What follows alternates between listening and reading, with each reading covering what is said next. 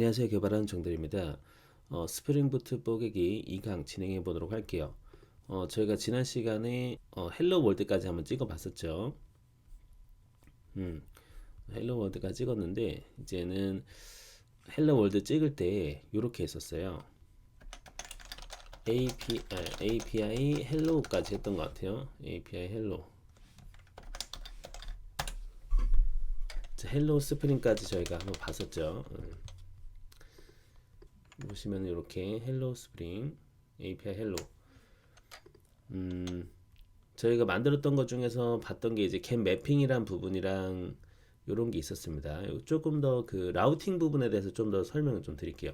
예, 지금 보시면 이제 리퀘스트 매핑이라는 게 이 레스트 컨트롤러 아래에 있는 거로 보여요. 보이세요? 저희가 API로 했기 때문에 API로 감싸게 된 거예요. 만약에 제가 이걸 아무것도 안 해요. 그럼 어떻게 될까요? 이렇게 해서 한번 돌려볼게요. 그렇게 되면은 저희가 지금 돌아가고 있는 엔드 포인트가 루트로 가면은 이제 될 거예요.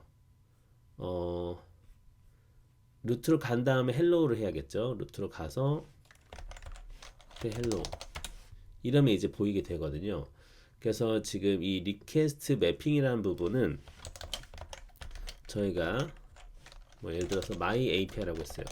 저희가 여기를 어떻게 쓰는지에 따라서 이거로 약간 공통 묶음이 된다고 보시면 돼요. 예.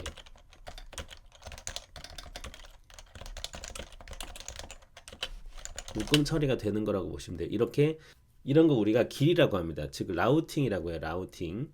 그래서 my API를 눌러야 이제 얘가 나오겠죠. my API hello.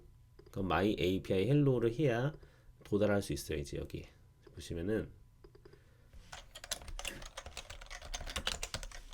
my API hello까지 해야 되는 거죠. 보이시죠? 이렇게.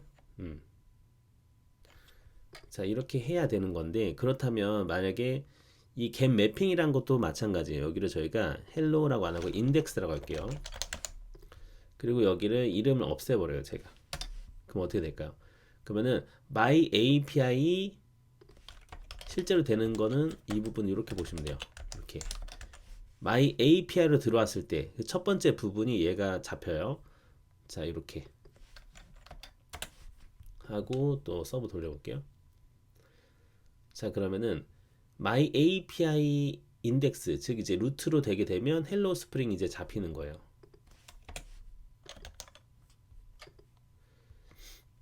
my slash API. 그쵸, 이제 잡히는 거 보이시죠? 예. 이제 요게 이제 인덱스 개념입니다. 그래서 만약에 겟 매핑에 아무것도 넣지 않거나 리퀘스트 매핑에 아무것도 넣지 않으면 그쵸, 그냥 슬래시라고 보시면 될 것 같아요. 이렇게 우리가 표현할 수가 있고, 그리고 저희가 이런 게 있어요. 겟 부분에 이제 겟 매핑이라는 부분을 조금 더 알아볼게요. 이제 겟 매핑에 우리가 정보를 더 넣고 싶을 수가 있어요. 뭐 예를 들면은 이 정보를 넣는 방법은 여러 가지가 있는데 크게 두 가지라고 보면 돼요.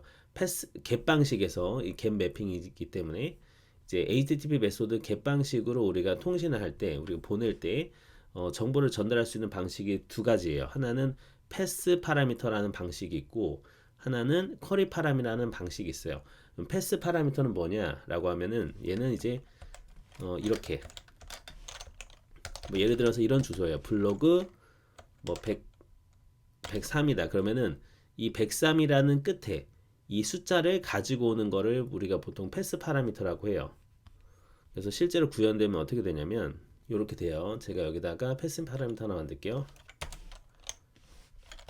네, 겟 매핑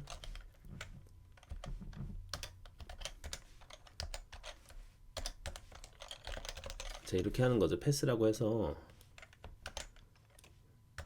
이렇게 해볼게요. 해가지고 저희가 이제 id라고 쓴다고 보겠습니다.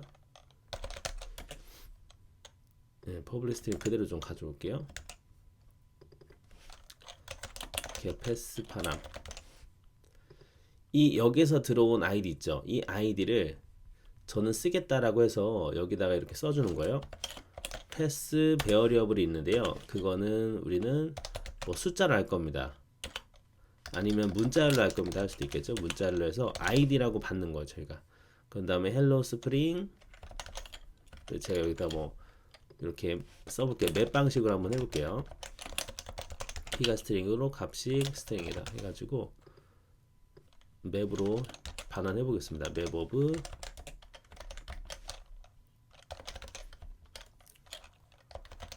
패스 파람은 id입니다. 이런 식으로 될 수가 있겠죠. 자, 이렇게 되게 되면 id라는 녀석이 쏙 들어오게 되는 거예요. 여기 변수에. 자, 그러면은 패스까지 해야겠죠. 그러면은 my API 슬래시 패스가 되겠네요. 여기는 my API 슬래시 패스. 그런 다음에 뒤에 적는 아무거나 글자가 여기에 쏙 들어오게 된다고 보시면 돼요. 자, 그러면 my API 그래서 패스 파람 패스라고 했네. 패스 슬래시 1, 2, 3 하게 되면 1, 2, 3이 지금 이렇게 들어오는 거를 볼 수가 있어요. 어때요? 간단하죠? 네. 이렇게 보시면 돼요. 그러면 패스 파라미터는 사실 더 우리가 데이터를 받으실 수도 있어요. 이렇게 해볼게요. 복사해 가지고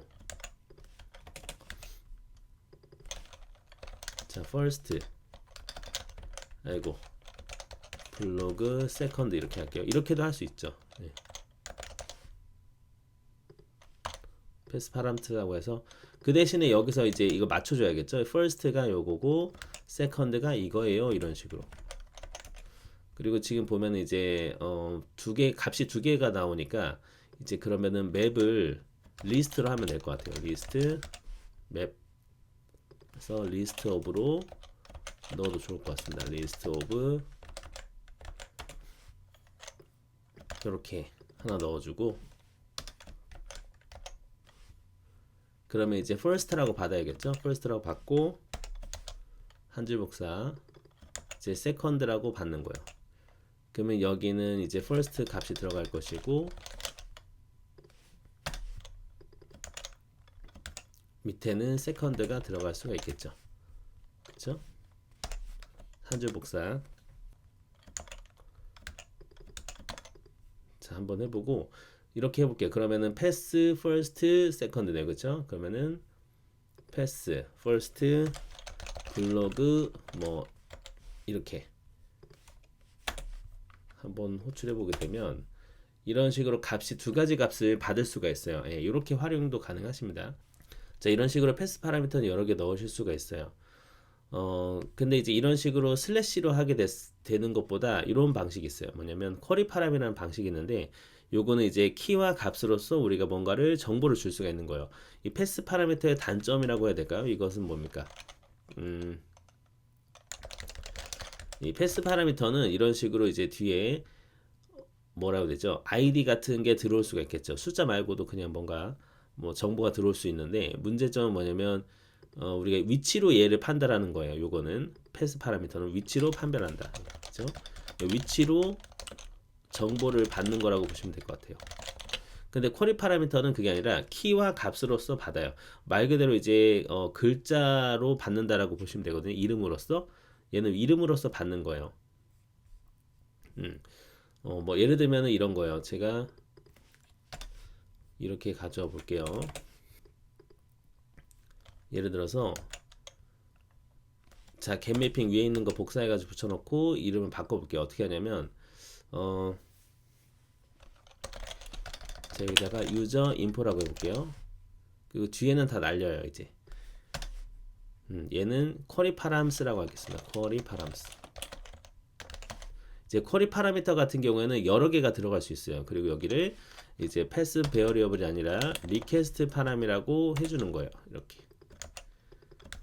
그래서 유저 인포기 때문에 제가 이렇게 해볼게요. 유저의 뭐 이름이랑 에이지를 가져오겠다. 이렇게 한번 해보겠습니다.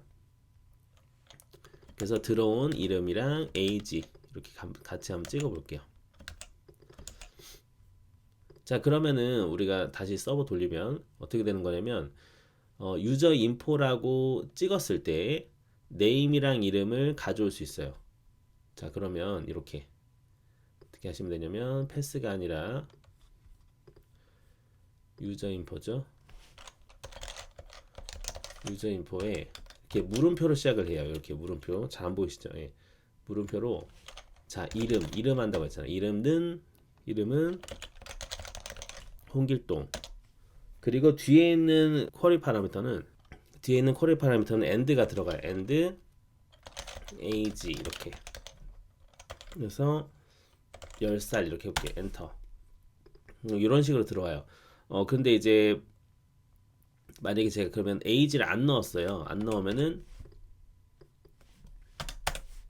이렇게 에러가 납니다. 예. 그래서 and age는 10 다시 이렇게 넣어줄게요. 예. 이렇게 받으실 수가 있어요. 이렇게 받는 게 이제 쿼리 파라미터 방식인데요.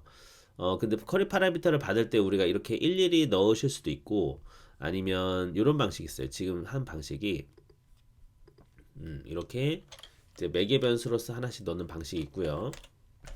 크게 한 세 가지 정도 되거든요. 예, 매개 변수로 넣는 방식. 변수. 두 번째는 이제 맵을 통해서 넣으실 수도 있어요. 맵으로 넣기. 뭐 예를 들면은 이제 쿼리 파라미터 이거 복사해서 붙여넣기 밑에다가 이름만 좀 바꾸겠습니다. 유저 인포 맵이라고 해볼게요. 그 다음에 get query param map이라고 해볼까요? 그래서 여기 부분을 query param이라고 해놓고 자료형을 맵으로 할 수도 있어요. 이렇게 맵해서 키와 값이니까 이렇게 스트링 그래서 여기는 이제 params라고 하는 거죠. 예, params. 그럼 가져올 때는 어떻게 가져와요? name이니까 그쵸? params에 있는 get 키를 씁니다. 예, 요거는 제가 자바 기초문법을 하나 영상을 좀 찍을게요. 찍어서 그때 좀 더 자세하게 설명드리도록 하겠습니다. 이런 식으로 이제 맵 자료 구조에 들어간 애를 쏙 빼올 수가 있어요. name이랑 age 이렇게 가져와 볼게요. name은 이렇고요. 그리고 age는 이렇습니다. paramscat age 이렇게 받을 수도 있겠죠.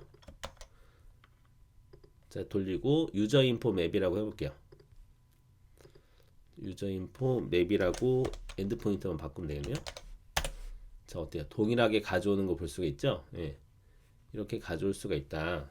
이게 이제 두 번째 방식이에요. 맵으로 가져오는 방법. 그 세 번째는 우리가 이제 데이터 클래스 하나 만들어 가지고 거기서 바로 가져올 수도 있어요. 클래스로 가져오기. 뭐 예를 들면은 이런 거예요. 여기다가 저희가 리퀘스트라고 해서 하나 만들어 볼게요. 리퀘스트 메인의 자바에 헬로 쪽으로 가야겠죠. 이런 이제 그런 데이터 덩어리들은 우리가 실제로 이제 DB에 있는 모델이 아닌 경우에는 리퀘스트나 뭐 리스폰드 이런 거는 여기다가 패키지를 하나 만들어요. 뭐라고 하냐면 헬로 한 다음에 데이터 트랜스퍼 오브젝트라고 해서 이런 걸 DTO라고 하거든요.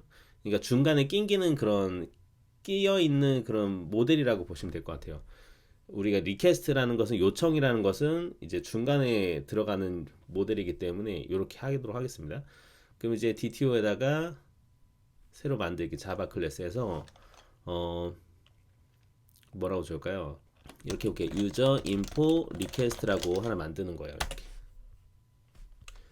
자, 여기서 이제 저희가 초반에 저번 시간에 설정했었던 롬북이라는 게 나오는데요. 우리가 이런 식으로 멤버 변수를 만들 수가 있어요. 지금 저희가 쓰고 있는 게 이제 이름이랑 프라이빗이니까 이 내부에서만 사용될 수 있겠죠. 이름이랑 age였잖아요. 그쵸? 이렇게 되게 되면 우리가 이 age에 접근이 안 되죠. 바깥쪽에서. 그러니까 이 클래스 바깥쪽에서는 age에 접근을 못 하거든요. 그래서 우리가 만들어주는 게 이런 getter라는 걸 만들어줘요. 예를 들어서 public으로 하면은 바깥에서도 접근이 가능하거든요. public 문자열 해가지고 get name 이런 식으로 해서 만들면 현재 이제 내가 가지고 있는 멤버 변수 즉 자기 자신에 대한 인스턴스가 this예요. 그래서 this name 이렇게 가져올 수는 있어요.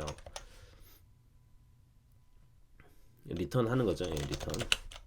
이렇게 해서 이제 get name을 가져올 수 있는데 이러면 귀찮잖아요. 우리가 이거 다 만들어 주는 게. 그래서 이거를 대신해 주는 게 롬복이라는 거예요. 롬복에 이제 getter라는 어노테이션을 쓰게 되면 얘가 이걸 자동화를 해줘요. 자동으로 해줘요. 그래서 원래라면 이게 만약에 없으면 이 name이라는 정보를 못 가져오거든요. 뭐 예를 들면은 이제 유저 인포 리퀘스트를 자 헬로 컨트롤러에서 써보면 돼요. 자 이거 복사해서 붙여넣을게요. 밑에다가 유저 인포 리퀘스트 방식이다라고 해서 이렇게 리퀘스트 해볼게요. 그러면 이제 매개 변수 받을 때 여기가 이렇게 되는 거예요. 그래서 유저 인포 리퀘스트가 들어오고 얘는 이제 리퀘스트라고 바꾸면 되겠죠.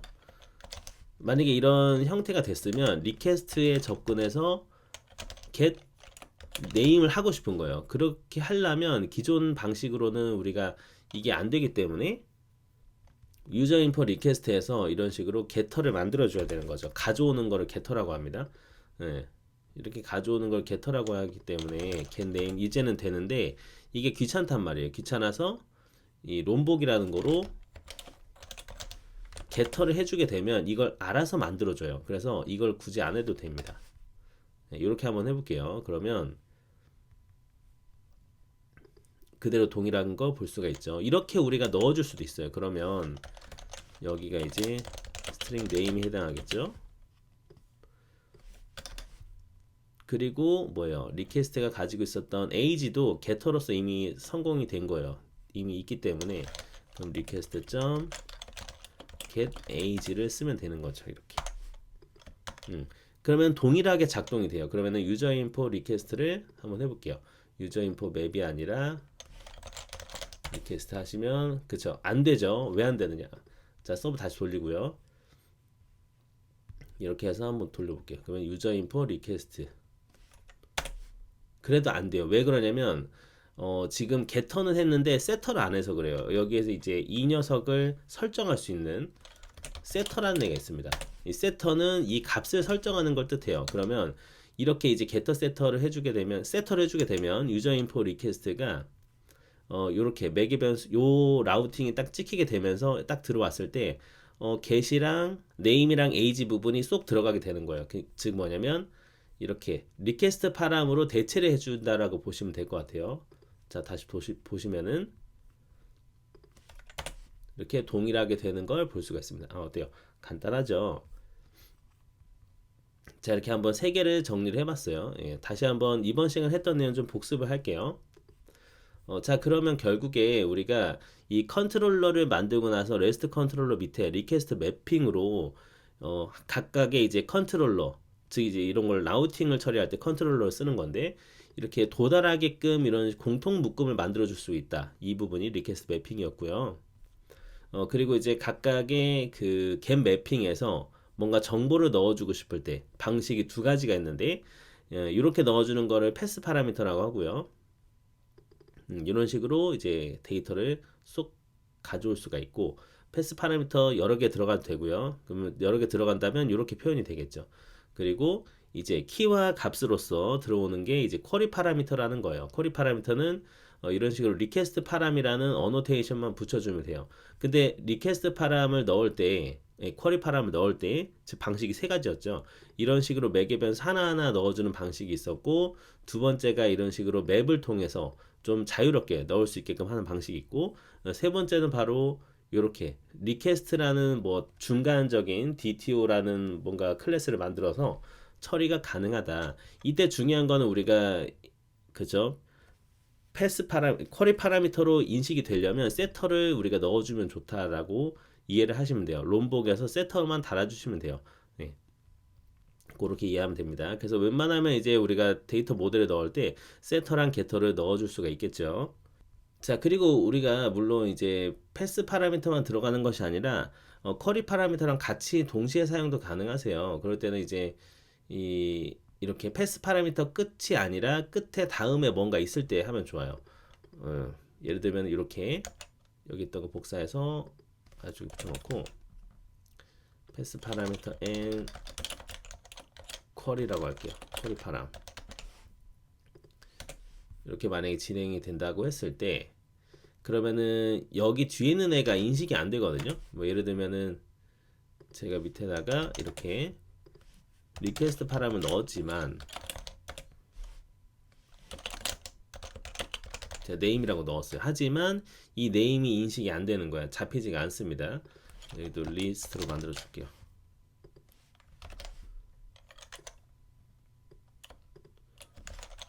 자, 리스트 오브 이렇게 넣어 볼게요. 그래서 네임도 같이 한번 만약에 저희가 한다라고 봤을 때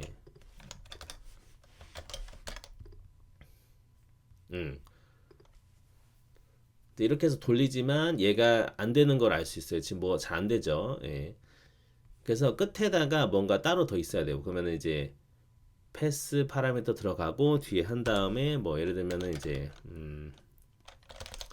뭐 쿼리라고 해볼게요. 이렇게 이제는 돌아갈 겁니다. 이렇게 하게 되면 이상이 없이 잘 되는 걸 볼 수가 있어요. 그쵸? 서버 돌아가죠? 네, 그러면 이제 이렇게 되겠죠. my API 패스까지 한 다음에 너 1, 2, 3이다.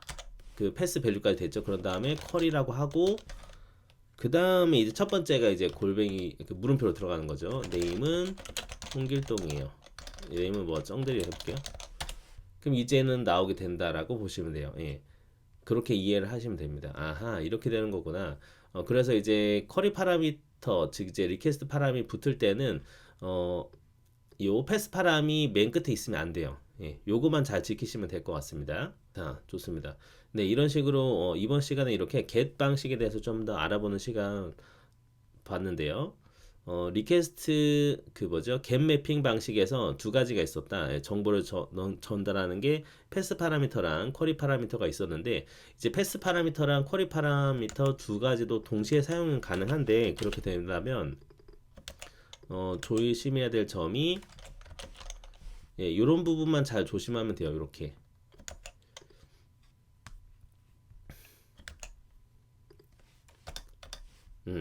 만약에 이제 패스 파라미터가 맨 끝에 있으면 인식이 안 된다. 그렇죠? 인식이 안 된다고 했어요. 쿼리 파라미터가 인식이 안 되기 때문에 쿼리 파라미터랑 같이 쓰시려면 뭔가 뒤에 뭔가 하나 더 있어야 됩니다. 예, 그러면은 인식이 된다. 요거만 잘 챙기시면 돼요. 예. 마지막에 패스 파람으로 되어 있으면 파람 안 먹힘 예, 이 부분만 좀 챙기면 될 것 같습니다. 자, 이번 시간에 이렇게 get에 대해서 좀 더 알아보는 시간 가져보았고요. 다음 시간에는 REST API 한번 해보는 시간 가지도록 하겠습니다. 자, 그럼 여기까지 들으신다고 고생 마시고요. 다음에 정리된 조금 더 유익한 영상으로 또 찾아뵙도록 하겠습니다. 자, 그러면 다음 강좌에서 또 뵙도록 하겠습니다. 감사합니다.